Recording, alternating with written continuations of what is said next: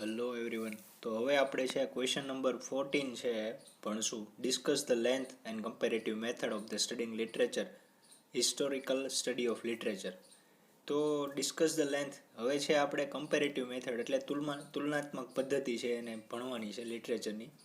અથવા તો તમને એમ પણ પૂછી શકે કે how should we study literature, write a detail note on the various method of the studying literature. કે લિટરેચરને ભણવાની કોઈ અલગ મેથડ હોય વેરિયસ જુદી જુદી, તો એની વિશે ડિસ્કસ કરીએ. તો ક્વેશ્ચન જોઈએ આપણે. તો લિટરેચરના આની વિશે પણ આપણે ઘણી બધી વસ્તુ શીખી ગયા. તો it is a quite common to state that there is a vast difference between the ordinary reader and the student of literature while studying a book. કે it is a quite common state કે તમે કોઈ વસ્તુ કેવી છે એ quite common છે, એકદમ સામાન્ય છે કે there is a vast difference between ordinary reader and the student of literature. કે કોઈ સામાન્ય બુક વાંચનાર હોય અને જે લિટરેચરનો સ્ટુડન્ટ હોય, જે લિટરેચર ભણતા હોય, તો એ સ્ટુડન્ટ હોય તો કે એ બંને વચ્ચે છે ઘણો બધો ડિફરન્સ તમને જોવા મળશે. કે એ ડિફરન્ટ કેવી રીતના હોય તો કે the different lies in the perceptions of the reader. કે ડિફરન્સ ક્યાં તમને જોવા મળશે, તફાવત ક્યાં જોવા મળશે, તો એ ડિફરન્સ ક્યાં હશે તો કે પરસેપ્શન ઓફ ધ રીડર, કે એની જે સમજ હશે એની વિશે તમને ડિફરન્સ જોવા મળશે. કે કોઈ ઓર્ડિનરી રીડર હશે એ કોઈ વસ્તુ અલગ રીતના સમજશે, જ્યારે જે લિટરેચરનો સ્ટુડન્ટ હશે એ કોઈ વસ્તુ અલગ રીતના સમજશે. A common reader reads any book just for the sake of reading, while a student of literature reads any book with a systematic plan, aim and mission. તો જો કે કોઈ કોમન રીડર હશે, સામાન્ય વાંચવાવાળો, એ કોઈ બુક છે એમનેમ જ બુક વાંચવા ખાतिर વાંચી નાખશે. while a student of literature, જ્યારે તમે સ્ટુડન્ટ ઓફ લિટરેચરની વાત કરશો કે લિટરેચરનો સ્ટુડન્ટ હશે તો કે એ કોઈ બુક વાંચશે તો કેવી રીતના વાંચશે તો કે સિસ્ટમેટિક પ્લાનથી, કોઈ છે એ ક્રમબદ્ધ પ્લાન બનાવશે, પછી એનો કોઈ એમ હશે, કોઈ બુક વાંચવાનો એનો ધ્યેય હશે, અને પછી એ મિશન હશે કોઈ બુકને પૂરું કરવાનું. તો એ લિટરેચરનો સ્ટુડન્ટ અને સામાન્ય રીડર છે એ બંને અહીંયા છે એ જુદા પડશે. This system developed is called the methodical study of literature. અને જે આ પ્રકારની જે સિસ્ટમ છે ડેવલપ થઈ એને તમે શું કહી શકો તો કે પદ્ધતિસર છે મેથોડિકલ સ્ટડી, પદ્ધતિસર છે લિટરેચરની સ્ટડી કરવી. તો here we can find the difference. તો અહીંયા આપણને ડિફરન્સ છે જોવા મળશે કે સામાન્ય રીડર હશે કોઈ બુક છે એ વાંચવા ખાतिर વાંચશે, જ્યારે લિટરેચરનો સ્ટુડન્ટ હશે એ કોઈ બુક છે એ સિસ્ટમેટિકલી પ્લાન કરીને, એમ કરીને, મિશન સાથે એ બુક વાંચશે. તો હવે આગળ જોઈએ તો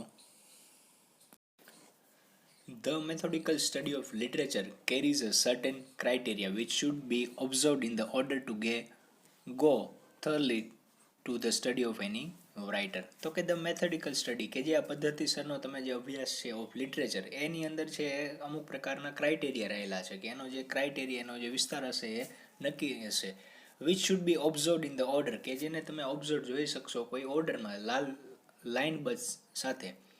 and to go through the thoroughly to the study of any writer, કે જે રાઇટરને છે સંપૂર્ણપણે છે એની સ્ટડી કરશે, રાઇટર વિશે પણ એ સંપૂર્ણપણે જાણશે, લિટરેચરના સ્ટુડન્ટ હશે એવી રીતના.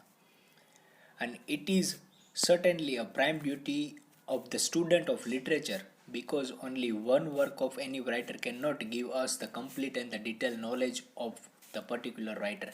કે જો એ છે વસ્તુ સર્ટેનલી છે, પ્રાઇમ ડ્યુટી છે, આપણી મુખ્ય છે એ ડ્યુટી છે કે આપણે છે કોઈ રાઇટરનું ખાલી એક જ વર્ક વાંચીને આપણે રાઇટરને ન સમજી શકીએ, કે એની લખવાની શૈલી શું છે એ ન સમજી શકીએ, કે આપણે રાઇટર વિશે એનું કમ્પ્લીટ નોલેજ છે એ ન મેળવી શકીએ.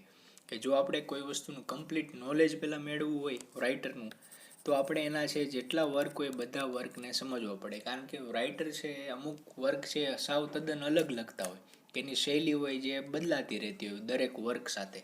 પણ અમુક રાઇટર છે ને તમારે સમજવા માટે આખું એની જે બેકગ્રાઉન્ડ છે એને પણ આપણે સ્ટડી કરવું પડે complete. And therefore we must understand the genius of the writer as a whole. તેથી આપણે છે લેખકને સમગ્ર એની જે પ્રતિભા હોય એને સમજીએ છીએ, કે જે લેખકની આખી પ્રતિભા હોય એની જે આપણી ઇમેજ હોય એને આપણે સમજીએ ત્યારે જ એના વર્કને છે સારી રીતના સમજી શકીએ. And it can be possible only if we are able to study his work in relation to one another.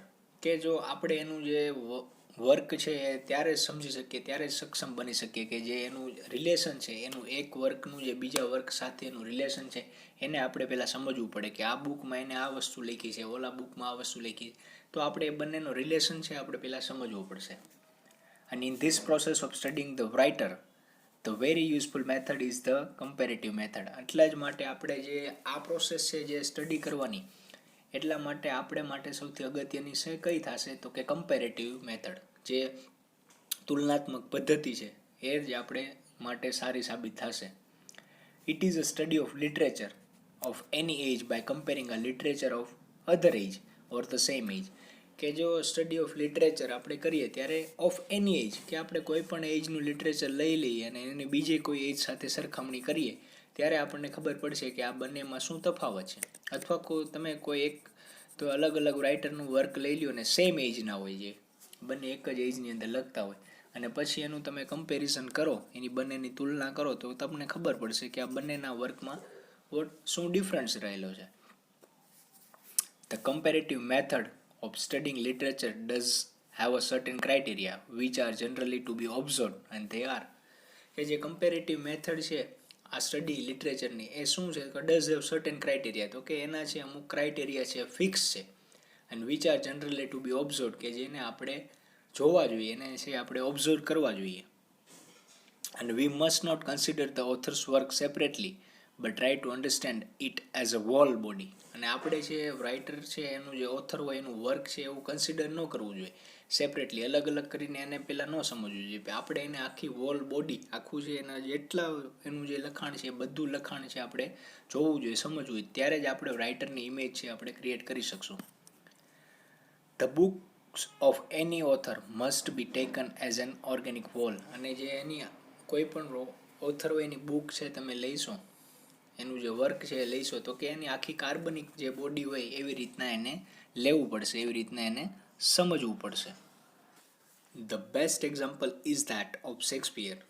If we read a drama of Shakespeare without any order or plan, we shall not be able to get the impressions of his development.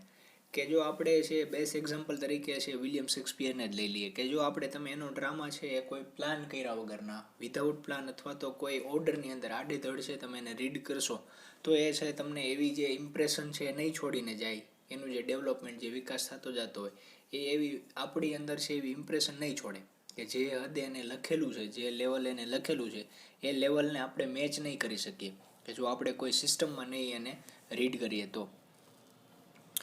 અને we should also try to study the relationship of works with the another. તો આપણે છે એક વસ્તુ હંમેશા ધ્યાનમાં રાખીને ચાલવું જોઈએ, કે એક વસ્તુ આપણે એ પણ કરવી જોઈએ કે જે સ્ટડી ઓફ રિલેશનશિપ છે, કે એનો જે રાઇટરનું અને એના જે વર્કનું જે બંનેનું રિલેશનશિપ છે, કે અથવા તો એનું જે એક વર્કનું બીજા વર્ક સાથે રિલેશનશિપ છે, જે જોડાણ છે, એને પણ આપણે સમજવું જોઈએ. ત્યારે જ આપણે છે એ વસ્તુને સારી રીતના આપણા મગજની અંદર એ ઇમ્પ્રેશન છોડશે, એ જે લેવલે લખ્યું છે એ લેવલને આપણે ટચ કરશું. And think of Shakespeare again. If V read his plays out any sequence, કે તમે શેક્સપિયરને છે વિશે આપણે પાછું વિચારીએ, તો એના વર્ક વિશે પાછું વિચારીએ, તો કે જો આપણે એના વર્કને સિક્વન્સની અંદર અથવા તો કોઈ જે પ્લાન ઓર્ડરની અંદર નહીં રીડ કરીએ, તો આપણને અંદર જે ઇમ્પ્રેશન છોડવી જોઈએ એવી છાપ આપણા મગજની અંદર એ નહીં છોડે, અને આપણને છે એ લેવલ સુધી નહીં મેચ કરી શકીએ આપણું મેન્ટલ લેવલને. તો હવે આગળ નેક્સ્ટ પેજ ઉપર છે એ નેક્સ્ટ લેક્ચરમાં જોઈએ.